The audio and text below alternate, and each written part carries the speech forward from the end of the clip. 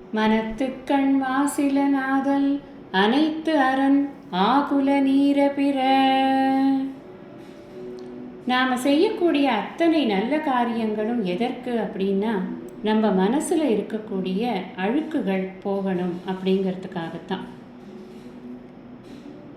சைவத்தில் 63 நாயன்மார்கள் இருக்கிறார்கள். அந்த நாயன்மார்களில் ஒரு நாயன்மார் திருக்குறிப்பு தொண்டர். இந்த திருக்குறிப்பு தொண்டர் அப்படிங்கிறவர் அடியார்களுக்கு சேவை செய்யறதையே தன்னுடைய வாழ்க்கையின் குறிக்கோளாக வைத்து கொண்டிருந்தார். என்ன சேவை செய்வார் அப்படின்னா, சிவனடியார்களுடைய துணிகளை எல்லாம் தோய்த்து உலர்த்தி மடித்து அழகாக அவர்களுக்கு கொடுப்பார். இந்த திருக்குறிப்பு தொண்டர் இந்த சேவையை செய்யறது ரொம்ப பிரகடனப்படுத்தி, இந்த காலத்தை மாதிரி பெருசாக ஒரு ஃப்ளெக்ஸ் போர்டு வச்சு நான் தான் இதெல்லாம் பண்ணுறேன் அப்படின்னு எல்லாம் காமிச்சிட்டுலாம் பண்ணலை.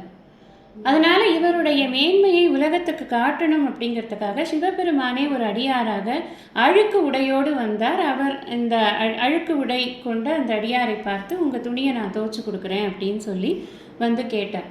அந்த அடியார் என்ன சொன்னார், அப்பா எனக்கு இதை விட்டால் வேறு வஸ்திரமே கிடையாது, நீ இன்றைக்கே இப்போவே இதை துவைச்சி எனக்கு உடனே உலர்த்தி கொடுக்கல அப்படின்னா நான் நாளைக்கு வேறு எங்கேயும் போக முடியாது, அதனால் எனக்கு உடனே இது வேணும், நீ எப்படி கொடுப்ப அப்படின்னு கேட்டார்.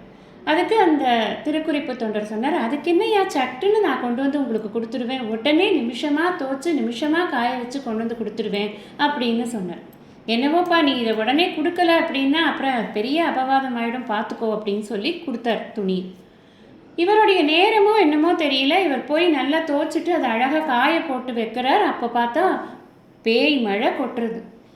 துணி காயவே இல்லை. என்ன பண்ணுறதுனே அவருக்கு தெரியல.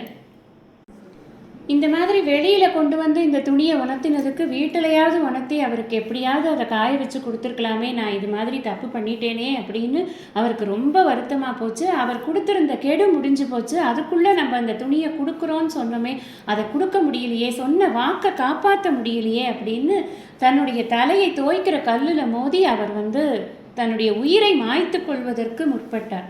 அப்போ சிவபெருமான் அவருடைய தலையை தன்னுடைய கையால் பிடிச்சு, அப்பா நீ இது மாதிரி பண்ணிக்காத, நான் உலகத்துக்கு உன்னுடைய பெருமையை காட்டுவதற்காக இந்த சோதனையை வைத்தேன் அப்படின்னு சொன்ன உடனே அங்கே மழை நின்று அதற்கு பதிலாக மலர் மழை பொழிந்தது அப்படின்னு பெரிய புராணம் சொல்கிறது.